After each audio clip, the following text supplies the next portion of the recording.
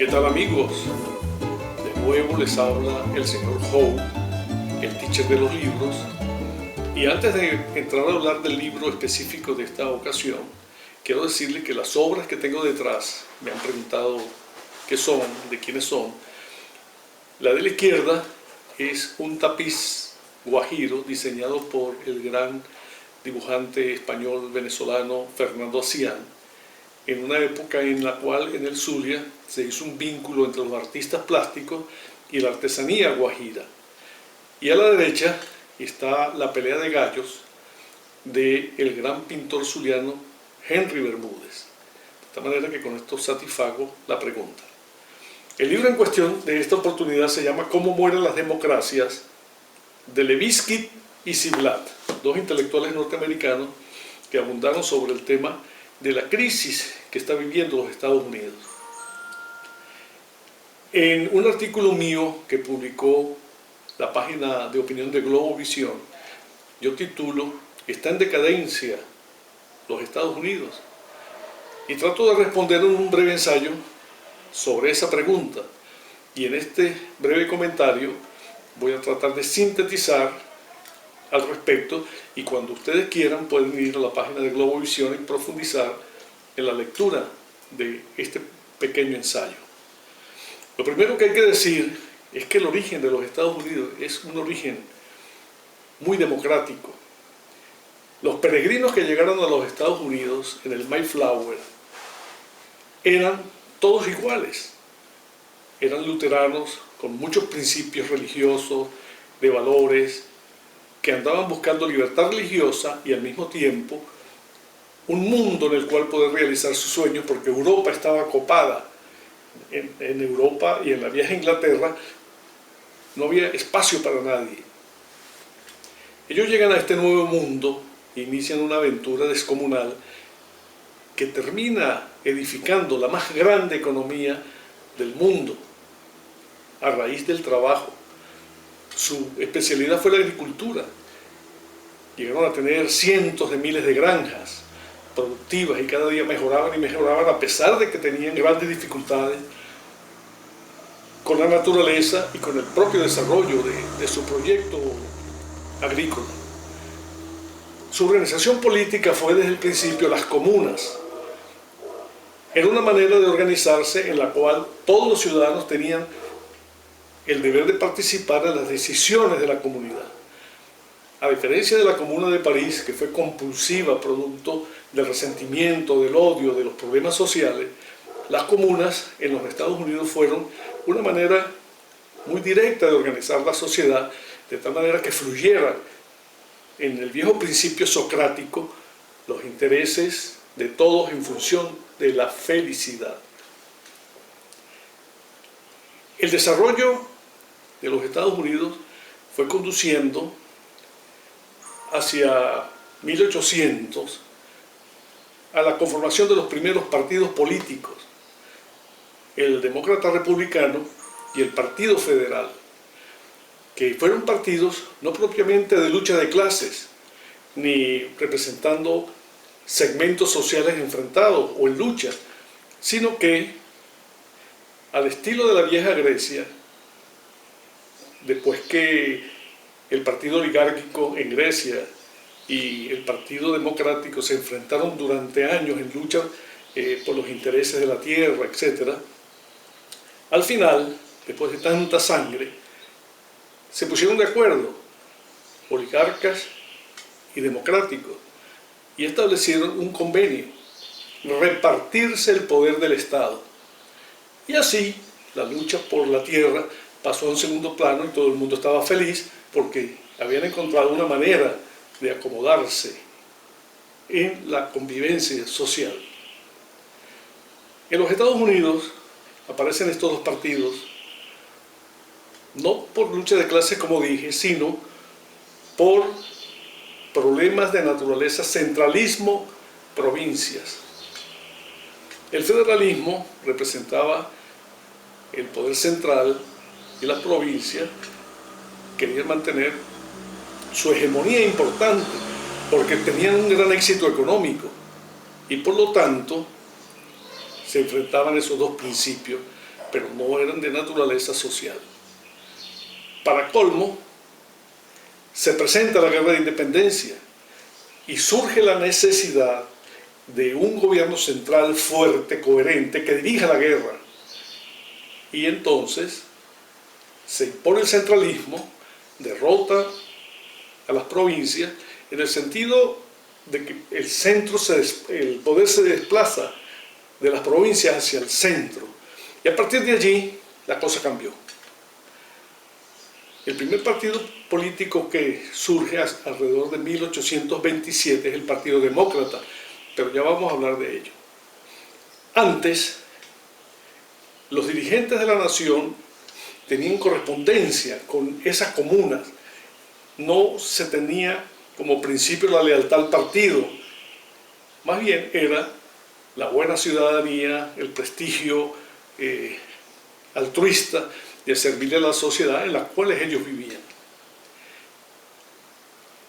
John Adams es el presidente entre el lindero del siglo XVII y el siglo XVIII.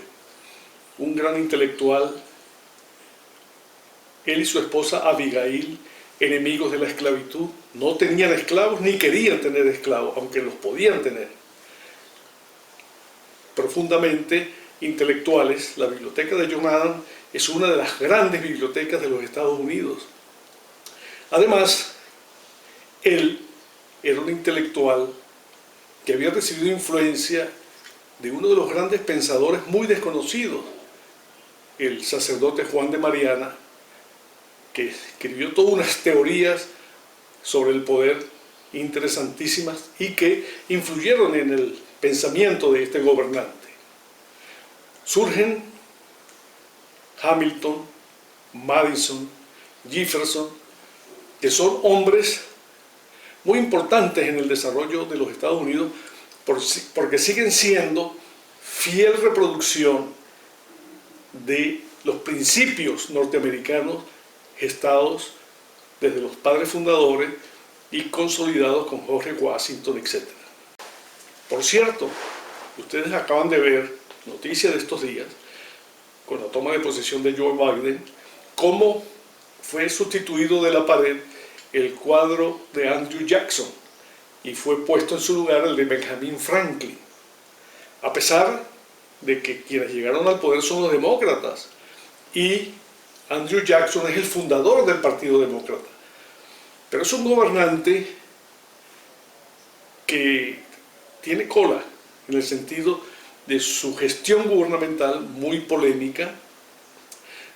Fue un hombre que vendía tierras de los indígenas, un hombre que desató la primera gran crisis económica de los Estados Unidos porque arremetió contra la banca y la emisión de dinero, el papel, obligando a la nación, después de esa arremetida, a que todo se hacía en oro y plata, con lo cual se fueron secando los bancos y se produjo una gran crisis de desconfianza, porque todo partía de un prejuicio de él como gobernante, de que le tenía, como después muchos otros, odio a las finanzas, consideraban que eso era tipo usura como la de los judíos, etc.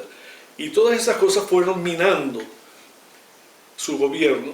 Fue calificado como dictador, como un pequeño reyesuelo, y además salió una caricatura en donde él aparecía como un burro, y para sorpresa de todos, en lugar de molestarse, asimiló lo del burro, y el burro se convirtió en el emblema de los demócratas desde ese entonces hasta el presente.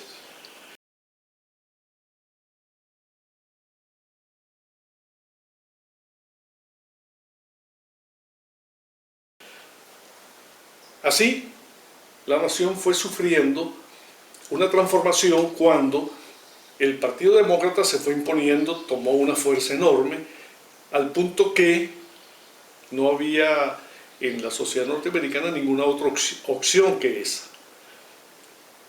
El Partido Conservador surge unos 20 años después, y comienza a quitarle terreno a los demócratas al punto que comienzan a ganar ciudades enteras, una tras otra. Y eso preocupó mucho a los demócratas, sobre todo porque el Partido Republicano se había convertido en la voz de los negros, de los afrodescendientes, y con el Partido Republicano llegaron a tener participación electoral importantísima.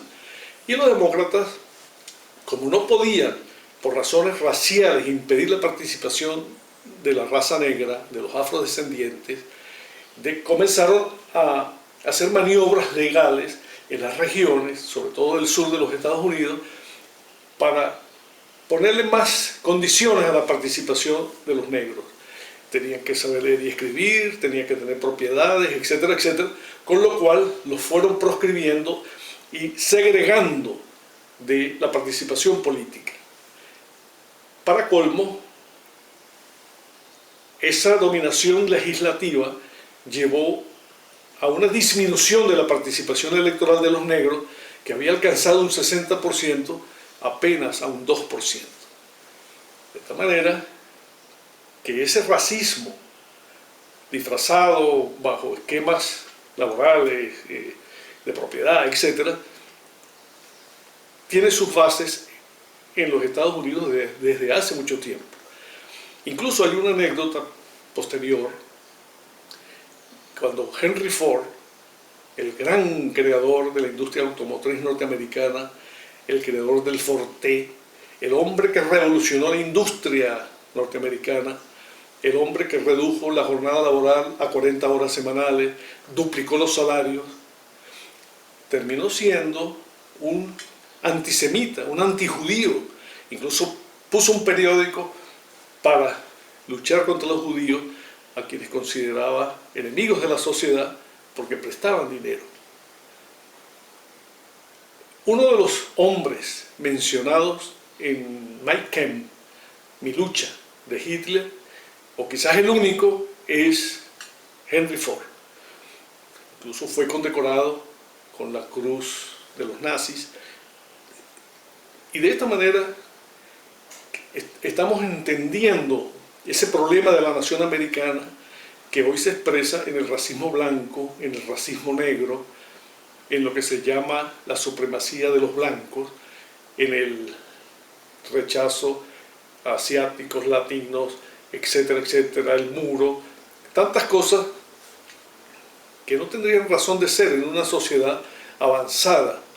Y los partidos políticos, el demócrata y el republicano, a pesar de que mutan y que en realidad en el trasfondo sus diferencias no son tan fundamentales ni tan esenciales, son más de forma que de fondo, esos dos partidos básicamente son demagogos y populistas, porque en una sociedad inmensamente grande como la norteamericana, que ya no es aquella sociedad en la cual las comunas podían de una manera directa, transparente, ejercer el ejercicio del poder. Unas sociedades inmensas necesitan de la demagogia y el populismo para acceder a las masas y ganar votaciones para llegar al poder. Independientemente de los resultados electorales, que fueron muy altos para ambos participantes, 77 millones de votos por un lado, 70 millones de votos por el otro, significan que la sociedad norteamericana está escindida. Dicen Ziblatt y Levinsky que la sociedad americana tiene dos grandes problemas. Uno, el anticapitalismo, reflejado en la intelectualidad, las universidades, los medios de comunicación, y lo que por otra parte llaman el bugalú, que no es más que la guerra o la visión de una guerra de naturaleza racial. Esas dos grandes tendencias primitivas, porque ¿cómo se explica que la intelectualidad norteamericana no entienda, como no entienden los peces la importancia del agua, no entiendan la importancia de la sociedad que han construido y que vive, y que es la primera economía del mundo, porque hay una separación enorme entre la política y la economía. La economía es robusta, libre, desarrollada, fuerte. Por eso es la primera economía del mundo. En un gráfico que van a ver, se darán cuenta cómo ni China, Japón y Alemania juntos logran apenas superar el Producto Interno Bruto norteamericano. Esa consistencia económica del producto de la libertad que fue gestada desde los padres peregrinos es la base más importante de esa sociedad. Por lo tanto, es muy difícil entender por qué existe esa disputa por el poder. Claro, existe por una razón muy sencilla. Hay algo que repartir, el poder es demasiado importante, trae preeminencias, trae ventajas para todo aquel que logre acceder al poder. De tal manera que este es el planteamiento en líneas generales, y si hay una decadencia, excesivo consumismo, excesivo materialismo, despreocupación absoluta por los valores intelectuales, y quizás por eso se explique tanta influencia de la droga en los Estados Unidos, que es una manera de sustituir la espiritualidad que no tienen en función de un hecho natural como es la religiosidad o la evolución del ser humano. El ser humano no solamente es un hecho material, comer, dormir y tener necesidades biológicas. El ser humano también tiene importantes requerimientos de naturaleza espiritual que parece ser están siendo muy despreciados y olvidados en los Estados Unidos. Esa decadencia se expresa en la política, porque la lucha por el poder es una cosa impresionante. Las cosas que yo vi en Twitter, en Internet, que se dicen unos y otros, es una cosa que parecen típicas del tercer mundo. Canalladas, mentiras, falacias y algunas verdades, pero que reflejan esa lucha por el poder que los Estados Unidos no merecen. Es probable que los Estados Unidos debiera tener una clase intelectual y una clase política, una clase empresarial más culta, más coherente, interconectada, para buscar una manera de llevar adelante el proyecto nación sin estas divisiones, que lo que hacer es crear una rémora en el desarrollo de los Estados Unidos.